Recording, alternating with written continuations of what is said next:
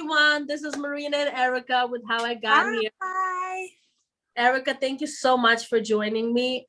We've been on the phone back and forth like on regular basis, and we're both very busy. And I don't know how you deal with your schedule, but you know what? At the end of the day, we're trying to make time for everything, right? And what's important is always, we eventually make time for even that much, right? For the little things.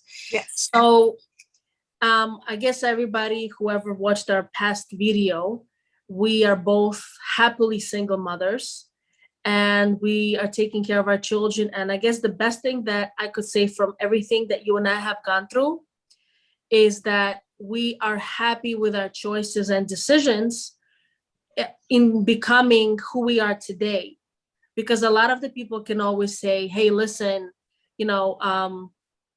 it's wrong that we are single mothers. We should have stayed in the marriage, but being single is wrong. But I feel like it's all about the society at the end of the day and how everybody views us.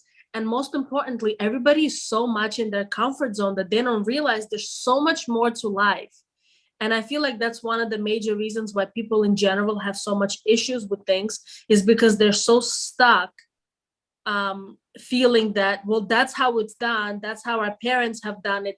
That's how society is viewing it. And I feel like a lot of them are not ready to receive that, I guess, like that judgment aura, energy or vibe upon them. They're not mentally or spiritually strong to face it because it's not easy. When we say, I guess this topic is going to be about facing your fear. Yes. Right. I feel like one of the major reasons why we are where we are today, because at the end of the day, you have to be happy with who you are. You have to be happy with where you are and why you did what you did. Because I was personally very scared to become a divorced woman, not because, well, I guess partially because of how everybody's going to look at me, my family, and, there's a divorce in the family because we're Jewish, right? It's very cultural. It's very secluded. Like, oh my God. But, tradition as well. Tradition, exactly. Because my father is a very well-known singer in the community and our grandparents have a very good reputation and everything else. So I'm like one of the very few who's going to get a divorce, right? So you have to literally rewire your brain. And I sat there alone. I blocked everybody out of my life. And I sat there and I said to myself, what is the problem that I'm facing? And I realized that the number one reason for pretty much every door being closed for me is the fact that I'm in the loveless marriage. Not even because you could be with a partner together for a long time if you don't love each other, but if you're helping each other grow, that's one thing. But there was absolutely no support, no understanding. So when I realized and accepted, which was hard, that, okay, this has to be done no matter what people say. Now I have to sit there and rewire my brain into realizing that I'm going to face a lot of negativity because I have to overcome all that toxicity while being weak myself as is. So part of facing the fear is accepting your problem. So go ahead. So I was going to say a couple of things. The first thing is, I think tradition and just your mindset and what society views divorcees as is the first thing, that the first hurdle you have to come over. Because at the end of the day, I've heard a saying, and it's not probably the most appropriate saying, but it's so true. Opinions are like a-holes. Everybody has one. And so my thing is, you have to get to the place in your life where you're comfortable enough in your own skin to step out into your own path. Because at the end of the day, your path is your path and your road is your road. Your marriage was your marriage. And none of the people that are having opinions about your marriage had to live in your marriage. And so at the end of the day, you knew that this was not what you wanted. So you had to make the best decision for you. So at the end of the day, it's about removing all of those misconceptions, perceptions, how people are going to view you, the judgments, the tradition, all of that stuff matters nothing at the end of the day. God does not want us to be miserable. So at the end of the day, making a choice to do what's best for you is what's best for you. And you don't have to answer to anybody but God for that. That's the first thing. The second thing for me is I've always gone like to the beat of my own drum anyway. So Mhm. my family, and they also know that um, I'm very balanced as in how I evaluate a decision before I make it. So I'm Mhm. not a person that just makes a decision out of an emotional state. I actually analyze it and I go through the process of really gauging and judging all of the angles of a situation before making a final decision. So at the end of the day, my family knew enough about me and my personality to know that if I made a decision to leave a spouse whom I have children with, then that means it's something in that situation that is toxic for me that I Exactly. just don't feel is best for me and my children. Because at the end of the day, that's what it has to be about. We're not here to stay in loveless, lifeless, abusive, Worthless. toxic places Mhm. just because of what other people think. Who really gives a dang on? At And they the end, always say, right, they always say, but there's so many women out there who have it worse. I'm like, why does it matter? that doesn't matter, but I'm not happy and I choose me. Right. Self-love first. I can't even love my children properly till I Mhm. learn how to love me. I can't love a Yeah. spouse properly till I learn how to love me. And sometimes when you've been beat down, because you know my marriage was abusive, both of them, very abusive, physically, mentally, emotionally, financially, just abusive. I'm not going to stay in a situation just to save face with the family or for the perception of keeping my children in a two-parent household when Mhm. that's toxic. I don't want my children to view that as normal. I don't want my children, it's more toxic for me to stay in that. And it's more residual backlash that I'm going to deal with if I stay in that than it is for me to remove myself from something that doesn't serve me. And it doesn't present what God intended for marriage to be to begin with. So at the end of the day, it's about being comfortable enough in your own skin to make your own decisions and not really giving a dang on about what anybody thinks. Because And that's that's my important, personality. right? Yeah. That's important because until after, like I said, my husband walked away and I finally found everything, I started slowly realizing like how much beauty I have inside me that was finally, like I was aware of it, but I was finally seeing it and I became a better mother to my kids. And that's what's important because everybody's like, oh, you're finally a mother. Don't say that to me because that's disrespectful. I was You were always always, you've been a mother, right. But I you was know, so depressed and so broken that I didn't have time to give them the proper love that I had to. I always feel guilty as a mom, but when I we all finally do. was free, right? Yeah, we do. Nobody understands unless you're a Mom mother. guilt is a thing. Mom Guilt, guilt is yeah, a thing. We're yeah. guilty when we work too much. We're guilty when we don't work Hmm. enough. We're guilty when we're, focused on business. It's so much that we are not around enough. But then we're happy that we can give them the things we want. At the end Right. of the day, you have to create a healthy environment for you and your children at the end of the day. I don't want my son to grow up thinking that it's okay for a man to put his hands on on a woman. I Hmm. taught my son from a very early age, even when it was happening, it's not okay for Right. your dad to put his hands on me. It's not okay for me to stay in a situation where I'm not safe. It's not okay for him to call me out my name and be verbally abusive to me. It's not Hmm. okay. That is not how a man loves a woman. I Right. want to show you, I want to show you that it is so important for me to be that example that I will walk away from this just so that you can have a healthy view of what Right. a relationship and a marriage is supposed to be about versus staying in something thinking I'm helping the family by staying in something that's toxic and it's Saving the causing our family marriage. to be, Exactly. you know, is dysfunctional. That's not healthy. So you have to make that decision not just in marriage, but It's in your work, dangerous too. in your everything. You have to be comfortable and secure in who you are. That comes with your physical appearance. That I don't care what anybody thinks about me. You can think I'm the ugliest woman on the planet, but I'm gonna walk around like I'm the best because Right. I know who I am. And it Right. took me years to get to that point from being broken down in bad Right. relationships. So Yeah. I had to know who I am. And now that I know who I am, there's just certain things I'm not even going to tolerate. Exactly.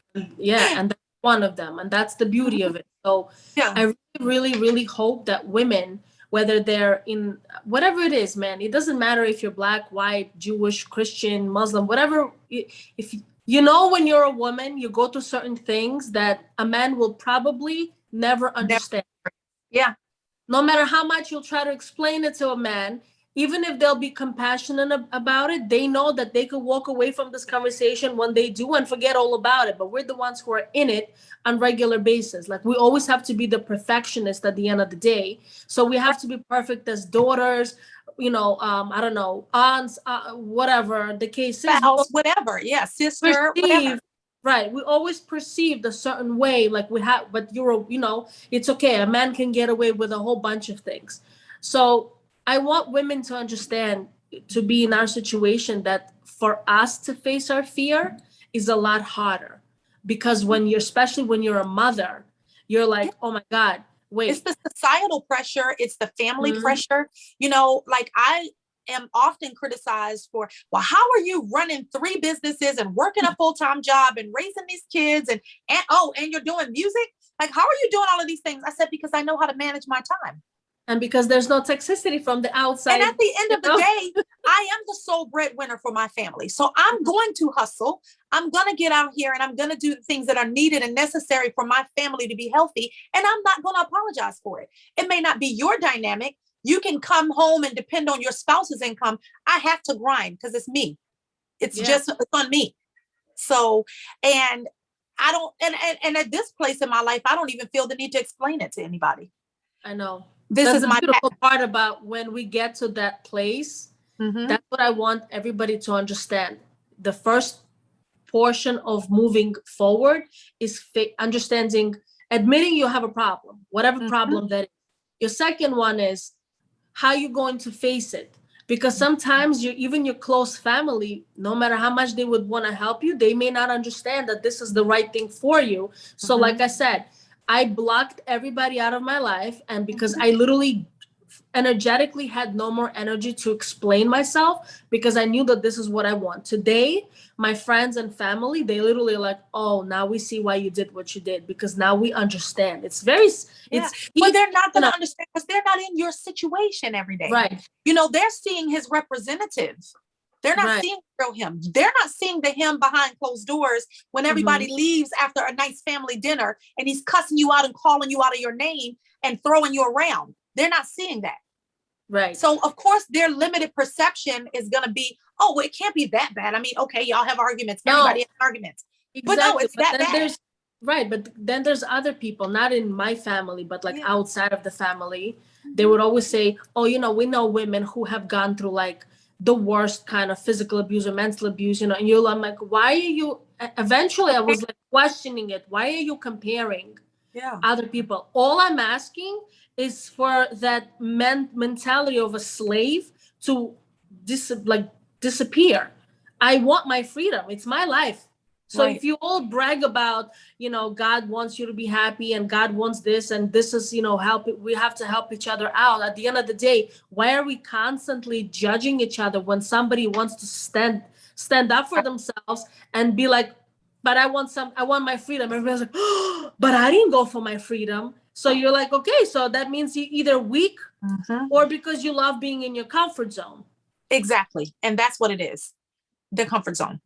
So this is lovely. We're going to be doing our own podcasts. I've been telling you, we're going to have to get our own channel and just kind of do these topics because I've got so many. No, we're doing it on a regular basis because I want people to, I want people to start opening up more and facing a lot of reality. Like facing your fear could be like the recent story that's been happening to this girl who was murdered by her boyfriend, Gabby Petito, right? There's so many relationships. Like we came from a certain type of relationship. It was bad for us. We were old enough and smart enough, I guess, to just walk away properly. But Gabby Petito's situation was that she was very young and she didn't know how to understand, nor she knew who she was dealing with. So the guy showed his true side when they were finally alone on a vacation trip, right? Cross-country road trip, whatever that was. And because she's a young 22-year-old, he eventually, from what we know, beat her to death. Oh no, the rage that he had, she probably said, well, I'm done with you because I didn't know you were like that. That's it. And then when he was telling her the friends were saying it. No, you're mine. You belong to me. She probably, when she finally realized, you know what, I'm going to stand up for myself and I'm going to tell him we're done. That's what caused him to have the rage and eventually kill her. So fear, facing your fear, also means shut your mouth, understand, understand that sometimes you just have to not say anything to survive. Yeah. Sometimes you have to move in silence. Well, exactly. That's your bag, very important. You don't say anything to that person. You pack your bag while they're sleeping and you get out in the middle of the night. Sometimes you have to do that. Yes. There are situations where you have to actually prepare yourself ahead of time. And there's so many scenarios of domestic violence. And this is actually Domestic Violence Awareness Month, by the way. So I'm doing a special where I am offering free life coaching sessions for the first 5 people that sign up to my account for Domestic Violence Awareness Month, that sign up on ericajanelle.com. Very important. Yes. And we're going to put your information in the description so that, you know, people could know, because that's so important. That's one of the major things. That there was a time when my husband and I would argue and I would walk away or he would walk away. That is the one thing I respect about him, is that our relationship did not escalate to somebody, God forbid, dying. So a lot of women don't understand, because everybody knows I'm a very tough cookie. So when you're all up in my, right, I know, eventually you're like, well, I'm the mother of your kids. And there's certain things about the things that you say to me triggers me, because we were so angry at each other. We would trigger each other's, wounds and hit below the belt. Yeah, basically. Right, exactly. We did that all the time, and we were angry. And in a situation where sometimes I would literally walk away and literally sleep in my car, because I did not want for the situation to escalate. Yeah. But younger women, or certain women or men, or whatever the situation is, right? They have to understand that sometimes you just cannot do that. You have to be, especially when you have children, you have to be the bigger person. But like I said, in a situation with Gabby Petito, unfortunately, she was a victim of this inexperienced, I'm a young girl, I love you, in denial. And I'm, And that can I just say really quickly, I haven't followed the story. I don't really watch the news much, because it gets in my mental too deeply. And because I am pouring into people every day, I don't like that negative energy. But I don't know, but I can pretty much guarantee you this is not the first time that man hit her. Oh, no, she's been in abusive situations many times. And she trusted him enough. Oh, I'm going to change, baby. I won't ever do it again. She trusted him enough and believed that it wouldn't happen again. But unfortunately, it led to her demise. And it happens every day. So we have to be more conscious, and we have to be wise. It's certain steps that you have to follow when you're dealing with an abusive spouse, to the point where you think that they will kill you. There's certain things you have to do. You have to shut your mouth. You can't talk back. You have to be, right. And you have to move in silence a lot of times. But that's a whole different, we need to talk about that. I say we probably need to do another one of these and have like an hour-long meeting about the steps that you can take to prepare yourself to have an exit plan and an exit strategy. We were probably, there's so many things my partner and I are working on right now when it comes to preventing violence, preventing death, preventing all that abuse. Because there's a lot of women, I was in a relationship like that as well after my husband, and I didn't know the person was like that. And I was scared for my life. And I was in such a denial, because he was perfect in the beginning.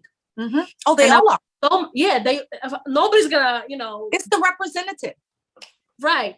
They're all great. They're all amazing. And at the end of the day, it's always your fault. I'm like, so should I apologize for existing? Because at the end of the day, that's what it means. I breathe too loud. So now you just have to slap me. Okay. Right. Is it my fault? He slapped me for the first time a week after I don't even know if it was a whole week after we got married. That was the first time he hit me. Wow. That's crazy. And we dated for a year. So he waited that long, huh? I had a representative, for a whole year. So there's certain things that you can try, but there are other red flags that you have to pay attention to. But when you're young, I was very young. You were very young. When you're young, there's a lot of things you're still learning and you don't quite know all of those things. And it's hard to gauge and know those red flags. So that's why it's important to have what we're doing and bringing awareness, because we've been there, we've done that, and now we can save somebody else from going through what we went through. Exactly. And we are definitely going to discuss it in detail and further, because like I said, the most important thing about this conversation that we just started, which I know is one of 100 topics, I really, really, really want everybody who's in an abusive situation, especially the kind where you literally fear for your life, because, you know, for you to understand when you face the problem, when you understand how to deal with it. And if you know, sometimes we want to still tell the person we're with, I'm done with you, whatever. Yeah. Be careful about it, because it's don't do it. Don't do it. Don't do it. Exactly. Yeah. And the experience of the women that I've spoken to about it, and especially this big case online, I didn't know anything about it. My coworker told me, and I was like, wait, it got to me so much. I literally told my friend, I was crying because I couldn't understand. This girl showed to the world her relationship, and everybody was like following it. And all of a sudden we're like, wait, what happened? And that's when everybody said, this is a typical situation where women are in denial, blaming themselves because the guy makes them feel guilty, like it's our fault. Or unattractive, or too fat, or not good enough, whatever. Mm-hmm. It's all manipulation, and it's very clinical as to the signs. It can get very scientific as to the signs of this type of man and what to look out for. But it's definitely a topic that we would probably need to make a 5-part series, because it's a lot to talk about. Yeah, exactly. And it's a very dangerous and very serious topic. Like I said, my partner and I are working a lot of projects, and until it's in the, like, I'm reading proposals from him on regular basis, proofreading and telling each other what needs to be done, because we want to talk to and contact the district attorneys and the, you know, like all the big fish, because I don't care who we need to talk to, because something has to change. Because when you find an innocent person who's dead in the middle of nowhere, why do they have to end up over there? Are there ways to prevent it? And are there ways to save them for someone else to see it, like through different ways? Or family, friends, somebody that she confided in. Somebody, or send a text message ahead. Somebody knew something. And you know, you just have to, it breaks my heart, because I'm grateful and I'm blessed that mine never got to that point. First of all, because I'm crazy. So I was the gun owner. So you didn't want to do that with me. I was a good shot. My first husband was in the Marines, and I learned how to shoot very well. It's all upper center mass. Baby. We're nice. No, I can say I got lucky with my husband. I'm grateful that mine was not that bad. Exactly. My mom's was that bad, but mine was not. Mm-hmm. So, but any of it, period, is not good. So it's not acceptable, and you need to get away from it. But that is definitely a topic. But we have to get back to the fear. Face your fears. Yes. Don't care about what other people think. Don't care about the perceptions of others, and do what is best for you, because at the end of the day, you have to be happy with your life. It's your path. They have their path. You have your path. And it's okay to have, and it's okay to break away from the mold. Yes. Right? Yes. Only special people know how to break away from the mold. Anybody can go and do the same things. It takes a special type of person to break away from what everybody else is doing and do their own thing and be comfortable in their own skin and in their own decisions. Yeah, and if you love challenge, just go ahead and challenge yourself. I love a challenge. I'm like, you know what? Yeah, I always love doing things that people don't want me to do, and that would be the thing that I'm gonna do, because at the end of the day, like I said, I am lucky to have a husband or ex-husband who wasn't like that. I'm very lucky. We just had like arguments here and there. It wasn't, I just left because I wasn't fulfilled on a spiritual level, emotional level. And I believe there was a lot more for me. But relationships are relationships, and they happen, and you never know what could happen. So even if you're not in a marriage no more, be careful who you're dating, because when you're broken, you attract broken people. Pay attention. Heal. When you're healed, you see things from a total different perspective than you do when you're broken. Exactly. And it's so important. Self-love first. Love Mhm. you first before you ever try to share that love with somebody else. Mhm. It's just, it's step one. Like, you Yes, can't bypass healed that. first. I wasn't Heal. healed. I've attracted a person I was so scared for my life that I didn't understand like what just happened because he was perfect. And I was like, I was still telling him so many times, I was like, I'm not your girlfriend. He goes, yes, you are. And if I see you with somebody else, I'm gonna kill you. Yeah. Oh, So it was right. So like I said, I wasn't properly healed, but I was so broken, I needed help.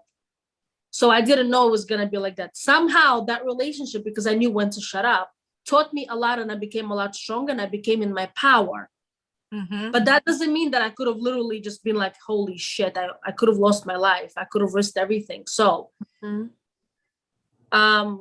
women, I don't care where you are, I don't care who you're with. If you are in an abusive relationship, I don't care if it's marriage or just even if it's working for somebody who promises you something, or emotionally abusive job, right? Because we've all been there. We always feel like we have the need to impress somebody, or because you're nice, or because they believe us. No.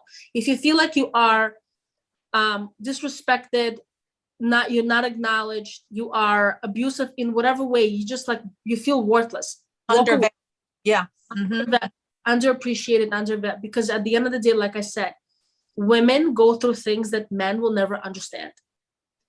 Or there are men in the same situation, but we are women, we are talking for women for now, right? But nonetheless, we're discussing abusive relationships, period. Abuse comes in different forms. It comes different ways. Sometimes we don't see that it's abuse because we're so blinded by the truth.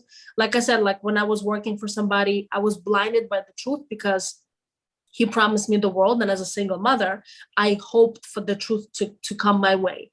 But when I got nothing, I felt worthless even more, because I'm like, I wasted years on the wrong people. I'm not getting younger. And now I still have my children with me. And it's really, really hurting and upsetting. And at the end of the day, I was still proud of the fact that I moved forward and I still overcame a lot. I am proud of myself, because if I could, right? If I could hug myself, I would. I'm gonna hug you. I know. I know. And people like me, I'm proud of you, Erica, because I'm so happy that we met. We have so much in common. We have, like I said, we are moving mountains. We're building a dynasty, because at the end of the day, we have to help the women who are still controlled by either the brainwashed mentality they grew up in, or just society as a whole, or because they're just simply scared. Mm-hmm. So, 100%. Yes. Well, this was wonderful. Thank you. I can't wait till we get to more topics. I'm excited about it. We got to figure out what we're calling this. What are we calling these? Overcoming, facing your fear. Okay. I love it. Yeah.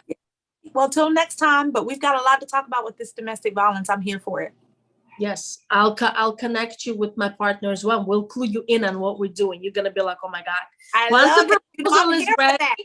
Yes, And once you the can send them proposal is directly ready. to Oath, because I'm ready. I'm ready to take them on. Like I literally announced it on my YouTube channel that I'm opening up 5 20-minute slots for the first 5 people that are in need of some coaching when it comes to domestic violence, free of charge. Yeah, oh my God, we're going to advertise it because everybody has to know. Yes. Well, thank All you right, so much for having me. Bye, Love, guys. bye. All right.